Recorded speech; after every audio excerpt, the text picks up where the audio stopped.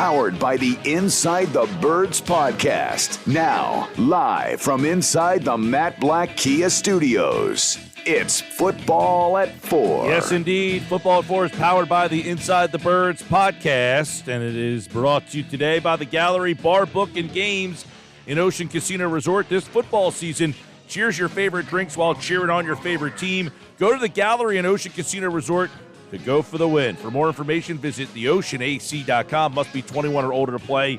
Gambling problem, call 1-800-GAMBLER. We're going to be live at the Gallery Bar, Book, and Games this Friday. We'll be there every Monday, but because of the holiday, we'll be there on Friday's show. By the way, I know this is Football at 4, but we do have a Sixers news real quick. Before we get to Adam Caplan, the Sixers have signed free agent center Montrezl Harrell, a 2-year deal with the Sixers.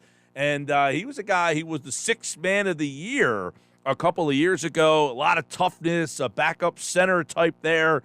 So Harrell signing with the Sixers according to Woj. So we got that for you to start the day off. But let's get into the Football at 4 here today. Adam Caplan from InsideTheBirds.com and the Inside the Birds podcast is back with us here on the Sports Match. It's game week, Adam. What's going on, man? Yeah, by the way, I'm a diehard Sixer fan. So Montrezl Harrell is a backup 4'5". He's an undersized center at 6'7", but he takes up so much room, and he's a tough guy. And he had an off-the-court issue, which is out there, which people could read about. But I'm assuming everything's okay with him. And he's really gifted in terms of power.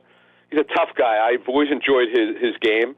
He's been, he's sort of a journeyman. He's been with a bunch of teams, but he'll bring some toughness, man. It's all of a sudden, Mike, the Sixers are going to be bullies. I love it. Yeah, right? You got P.J. Tucker, Montrezl Harrell, so you got a couple of tough guys in the interior there. We're going to get some of Adam's picks here, what he sees this year, divisional, playoff, win totals. I do want to get a couple quick thoughts from you over the weekend, some stuff that happened. Number one, just give our listeners a little insight on this whole Anthony Harris thing. They decide they're going to part ways. I thought this was a big safety net for the Eagles, but I guess Harris and the team decide, all right, we'll go let you try to find a job. Well, look, they missed on that one.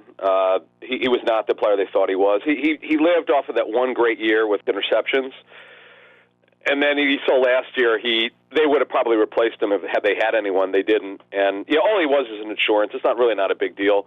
The problem is they're so bad at backup safety that he was, as you said, insurance. So, yeah, he asked out. See, the way it works is any player in the practice squad could leave. The only time you could block them is when you have the ability to do so, which now I don't know if they're starting this week 1 because there are no games with your practice squad protections. If the protections are back for week 1, then they could have blocked him. If they're not, he could have just walked and they could do nothing about it. So the way that agents explain it, practice squad players are half of a free agent. They're free to go as they please. In fact, little unknown fact, and this rarely happens, practice squad players could actually visit other teams while being on another team. It's actually really odd. It rarely happens, but you can do that. Yeah, I know that. I think. What is it? 5 guys you can protect? It's 4 or 5. I don't know if it's up this year. We're waiting to get there are about 7 or 8 new rules that have been changed for this year for roster moves. IR, PUP, we know those. They've changed completely. It's because the competition committee, along with the NFLPA and the clubs, particularly coaches, loved the changes through the. Unfortunately, it happened during the pandemic, but they do like the changes, and they're here to stay. In fact, they've strengthened these changes, so it's cool. I didn't get a chance to catch up with you before the holiday. Trey Sermon is in here as well. Andre Dillard. So they got a little bit of depth issue at left tackle, and then they added to the running back spot.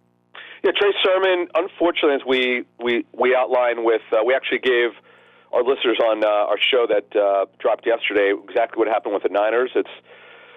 He never from day one got the job done. He did not play to the power that he showed in Ohio State. In fact, he became more of a finesse player, and he just never did well. Very disappointing, yeah. Now, we'll see if they could get him back to where he was. Jamal Singleton's a really good running backs coach, so we'll see if he could get him going. And as we outlined, he's here for one reason, to be a 4-minute back. If he's ready for week 1, it's because he looks good in practice and they trust him. I wouldn't rule anything out. There's no decisions have been made, and they really need a closer. The Eagles do not do not have a closing running back when they have a lead, and that's exactly what he'll do here when they think he's ready. All right, we're talking with Adam Caplan. Let's take a look at this season. I'm going to do my who's in, who's out later on in this hour, but let's kind of get yours here and go through the divisions here and give us your pick. Let's start in the AFC first and kind of work our way back towards the East, but let's go in the AFC East, Adam, and kind of see. I think there's a clear favorite in that one for the first time in a while. The clear favorite is not the Patriots. Yeah, no, it is. In fact, the Bills absolutely embarrassed the Patriots in the first playoff game. In fact, it's almost like the Bills were saving up their frustrations of the last 20 years and destroyed them and embarrassed them. I'm picking them, though. I think the Dolphins will give them a run for their money. In Mike McDaniel's first year, I think the Dolphins are going to have some wins where you scratch your head and go, wow, how'd they do that?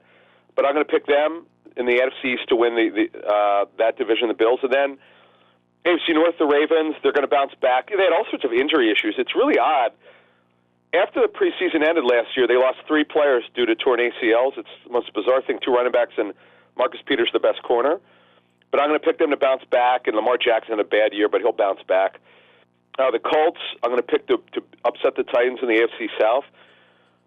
The Titans are so reliant on the running game, and I give their coaches tremendous credit after Henry broke his foot. For them to still have the number 1 seed is great coaching. But I believe the Colts with Matt Ryan will do a better job in terms of leadership and availability and all that. So I think they're going to have a slight upset in the AFC South. And then my biggest upset probably of all the 4 divisions, I got lambasted by Scott Farrell, and I'm on with him today after I'm on with you on Sports Grid. But I'm picking the Broncos to win the AFC West. Folks, you're going to understand what it means to have a real quarterback, and the Broncos have now with Russell Wilson. Right. So you like Buffalo, Baltimore, Indianapolis, and Denver to win the divisions. Very interesting. Give me your wild cards. And also, I like the Broncos over 9.5. That's -135 at FanDuel. I love the Broncos. They had 7 wins last year with garbage at quarterback. They will get over 9.5 wins. If Russell Wilson plays 15 games, they'll have over 9.5 wins. My wild cards are the Bengals, who got to the Super Bowl, the Chiefs, and the Chargers. I don't have the Dolphins or Titans coming in. Man, it's tough. The AFC, by the way, is better than the NFC this year. All right, there's a look at the AFC. And on that side, let's see who is your favorite in the AFC to represent that conference. Yeah, so I've got it. The Bills-Broncos in the championship game, the Bills to get there. Yes, I do. I have the Bills to get to the Super Bowl. They've lost 4. They lost 4 in a row. Maybe the 5th time's a charm. This is the year for the Bills. All right. Nobody circles the wagons. I know. Like the Buffalo Bills. All right. Let's check out the NFC and kind of handicap this one. You got the NFC East, North, South, West. Give me the 4 division winners, Adam Caplan. The easiest one to pick is the Eagles. I felt that way since the draft was over. I told anyone who would ask me, I said the Eagles have a better roster. Saying for 4 months, nothing's changed. In fact, it's actually gotten better since the draft with Chauncey Gardner-Johnson. It's pretty remarkable. Outstanding signing. Actually, it's outstanding trade. They got very good value. So I got the Eagles in the East, Packers, of course, in the North, the Bucs in the South, and I got a surprise coming out of the division, which I'll give you in a minute, and the Rams to repeat in the West. And that to me, see, I think the NFC, Mike, is very top-heavy. And remember, we've not had a repeat winner in the NFC since the Eagles won 3 divisions in a row, 02, 03, and 04.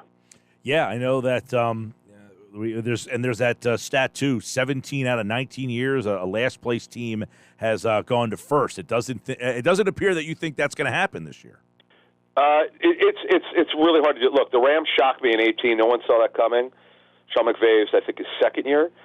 Things happen sometimes. Look, it happens every year. There's a team that either comes out of nowhere who was bad last year that shocks us. Yeah, that's going to it'll happen, but it's just hard to pick that.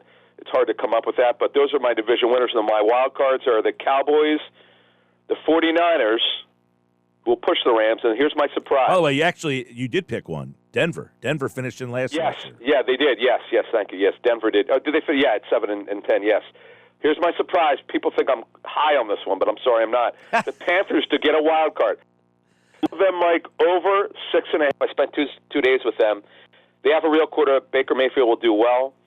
I love the Panthers. Only 6.5, -110. All right. Love them to get more than 6.5 wins. All right, so your wild cards are Dallas, Carolina, and who was the third? No, the Niners. San Francisco. All right, so 2 teams in the East, 2 teams in the South, 2 teams in the West. Only 1 team in the North, that's Green Bay. So he likes Eagles, Packers, Tampa Bay, Rams, and then the wild cards, Dallas, Carolina, 49ers. Who represents the NFC? What's your championship game? So I've got it. Buccaneers, Rams, who played last year. Rams won at Tampa, I think, if I'm not mistaken. Or wherever they played, we know the Rams won. And then the Bucs to win. Now, I know, and I get it, there's some consternation in terms of the Bucs, the interior of their offensive line. It's definitely a concern. Talking to the Bucs, they think their defense could be better than the 2020 Super Bowl team defense. They're loaded. They have no weakness on defense. They're incredible at receiver. They're good at running back. They're okay at tight end. I know the Gronk loss is big, but coaching is good. No Bruce Arians, but Todd Bowles will do a good job. I'm not going to underestimate Brady, man. I've learned my lessons over the years with this guy. And look, the NFC is wide open. Let's face it, man. The Rams are not a great football team. They barely got it. Jaquaski Tart dropped interceptions from not being in the Super Bowl. That's right. And Jaquaski Tart, obviously, no job. He is out of a job right now. Did he get? I didn't see his name get picked up. No. In fact, I was told the Eagles were probably not going to bring him back, barring a change of heart. And also, just want to give these out because I know a lot of people play these. So my number 1 win total, I love the Panthers -110 at over 6.5 wins. Eagles over 9.5. I told you on your show a couple months ago, take the over 9 now. It's gone up to 9.5. They're -145 at 9.5. Broncos over 9.5. That's moved up, -135. Now this one is interesting. Jaguars under 6.5, -135. The Jaguars are they're starting over. They're not going to get 6 wins. Cowboys under 9.5 at +135. I think they're going to be like 9-8 and get in, something like that. And the Seahawks are going to be dreadful. They don't have a quarterback.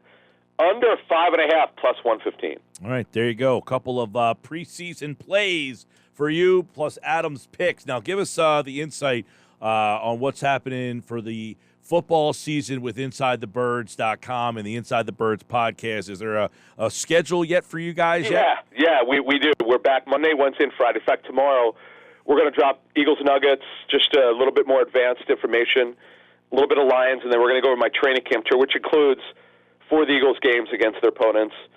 And then Friday will be our preview of the Lions game, and extensive intel from our sources on that you won't get anywhere else. And then we announced our pregame show, which is back at Rivers Casino with myself, Cosell, Mosher, and the great Jason Avant.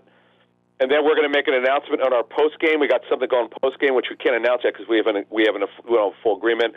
We have a major announcement coming tomorrow morning, Mike, on new content, new agreement, new, something super cool, which will be an exclusive for only our listeners and subscribers. You can actually subscribe for it. If you really are a diehard Super Eagle fan, I'm talking about a Super Eagle fan who really follows and is smart.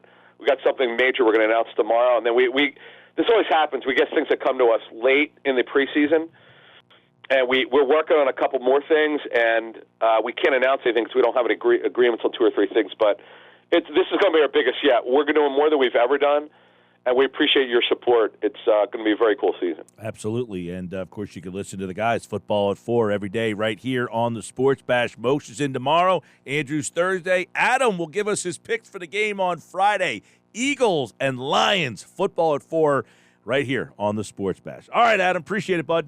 Thanks, man. All right, there's Adam Caplan here, and of course you can hear Adam all season long here on the Sports Bash, giving you the Football at 4.